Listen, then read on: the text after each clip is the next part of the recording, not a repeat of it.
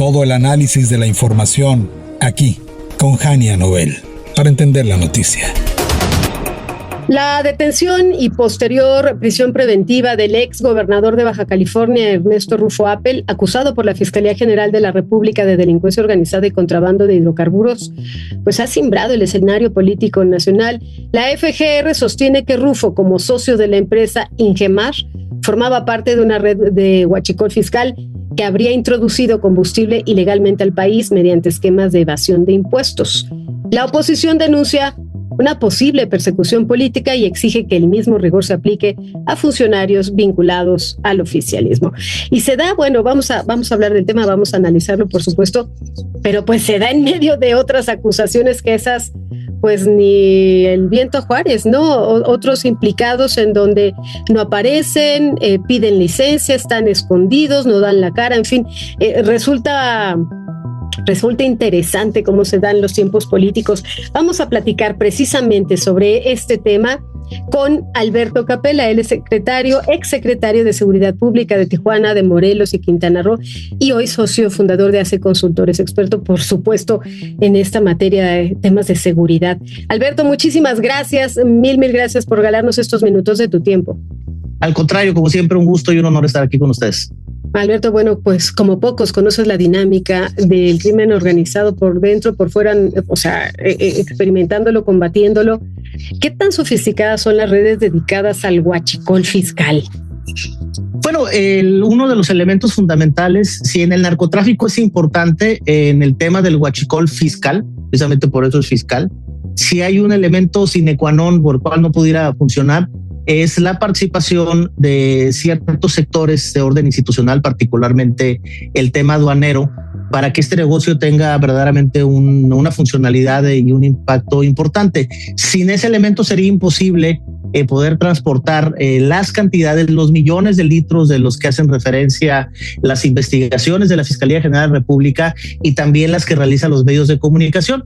Por eso, en este caso en particular, nos parece sumamente extraño que por primera vez se analice desde una perspectiva independiente, como si fuera un solo ente capaz obviamente de introducir estos millones de litros a una empresa privada, y no toda la red corruptora y toda la red institucional, incluyendo agentes aduanales y otra serie de instrumentos que deben generarse dependiendo tanto de las leyes hacendarias como aduaneras de nuestro país, para que esto de alguna manera pudiera ser físicamente una realidad. Sí. Y entonces por eso nos sorprende la manera en que se ha venido desarrollando este hecho en particular. La Fiscalía acusa a Ernesto Rufo de formar parte precisamente de toda esta compleja estructura. ¿Qué te dice un caso de este tamaño? Porque él y pues quien lo defiende aseguran que él solo hacía el papeleo, digamos que era como un interventor, no tenía nada que ver con los contenidos, ni con las cajas, ni con el transporte. Digamos que era yo acredito los documentos de este lado para que pasen del otro lado. ¿A ti qué te dice este caso en concreto que forme parte de esta gran estructura?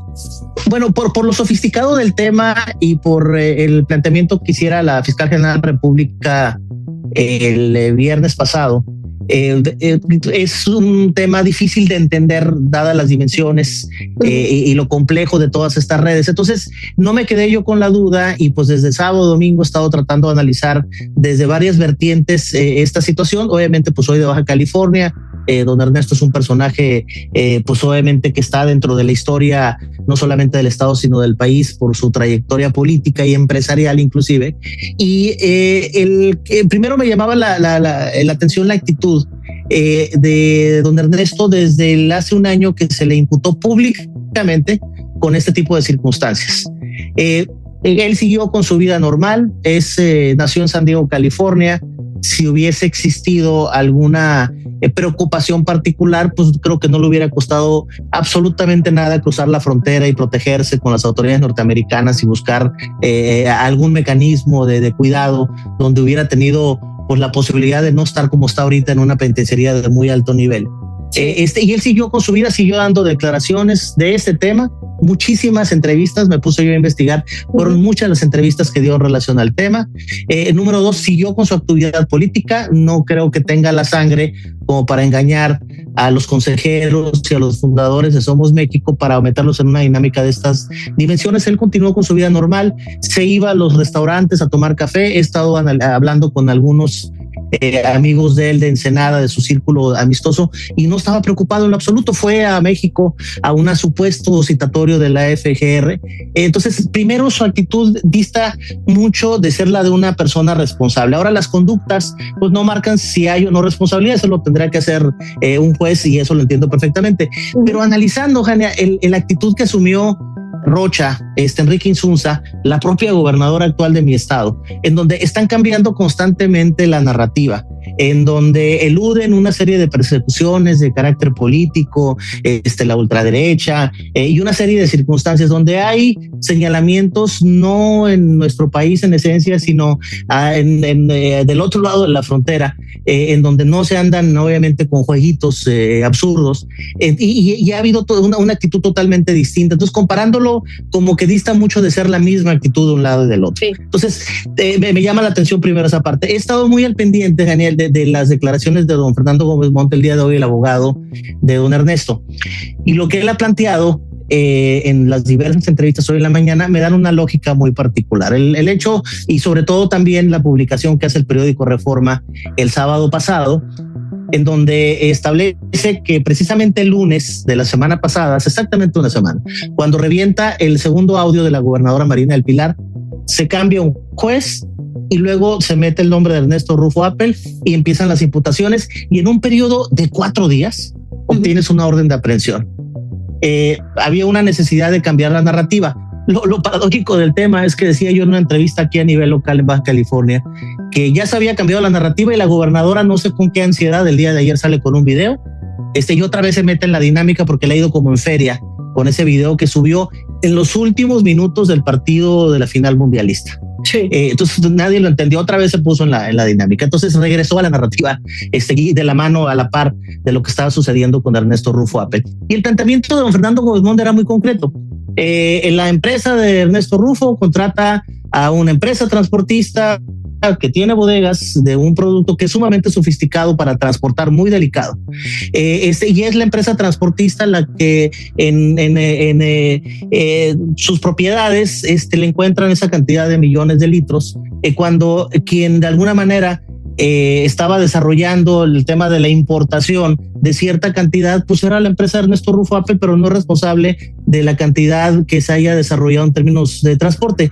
Me generó mucha lógica todos los ejemplos que estaba poniendo Fernando Gómez Montt, y considero yo que lo que pensábamos nosotros desde el viernes de la semana pasada, pues se está convirtiendo en una realidad. Por eso me llamó mucho la atención que la fiscal Godoy dijera, es una situación sumamente sofisticada y compleja, de redes, etcétera, etcétera. Y uno de los elementos fundamentales, decía yo, bueno, pues si hay un nivel importante de responsabilidad, esos millones de dólares que plantean, pues de alguna manera deben haberse triangulado 3, 4, 5 veces y haber caído en alguna cuenta de Ernesto Rufo o de su familia. Claro. No lo han podido comprobar hasta ese momento. Entonces, pues, ¿cuál es el beneficio? Y cuál sería entonces la necesidad de meterse en una dinámica de estas dimensiones. Es un negocio muy complicado en el que la empresa en la que participó como accionista venía desarrollando.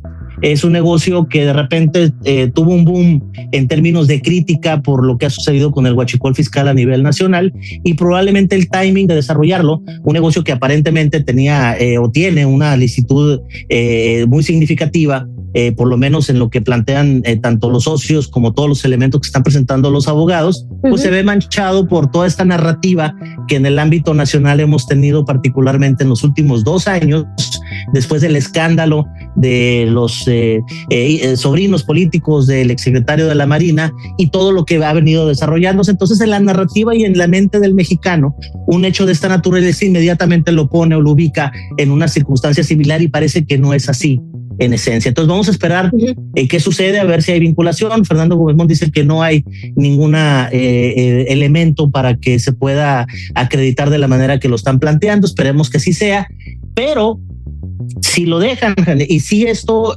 en esta vertiente, pues claro que se va a convertir en un preso político y claro que esto va a provocar un escándalo y probablemente sea el elemento que logre unir a todos los bajacalifornianos que estamos inconformes con la manera en que se ha venido desarrollando y llevando a las riendas gubernamentales de este estado tan poderoso. Y creo que puede ser un parteaguas, amén de que la salud de don Ernesto pues no es la mejor, ¿verdad? Y en unas condiciones como las del altiplano, créeme que eso tiene mucho que ver también y es una preocupación bastante significativa para todos nosotros. Alberto, entonces, ¿tú crees que es un distractor para llamar la atención y dejar un poco en paz a Marina del Pilar? Pues un distractor o la manera de empatar el score con tantas vertientes. Sí. Cuando no sale un actor sale otro y otro y otro y otro. O sea, es un desastre en esta falta de control que se generó a partir del 2018 en esta absurda política de abrazos y no balazos. Entonces, por todos lados, a donde volteas hay alguna circunstancia equivocada. Y bueno, pues es creo yo la parte más preocupante para el régimen, porque pues, estamos a prácticamente un año menos ya de las elecciones intermedias y en muchas regiones se les está complicando por todos estos escándalos del manejo gubernamental en muchas regiones del país. Oye, ¿y resulta creíble que una operación de esta magnitud pudiera realizarse así, sin algún nivel de protección gubernamental, sin que nadie más se enterara, como si fuera él el que traficara todo con esta complejidad de la que nos hablas? No involucra operaciones aduanales, rutas fronterizas, en fin, nadie se dio cuenta. Pues ese es la esencia del problema.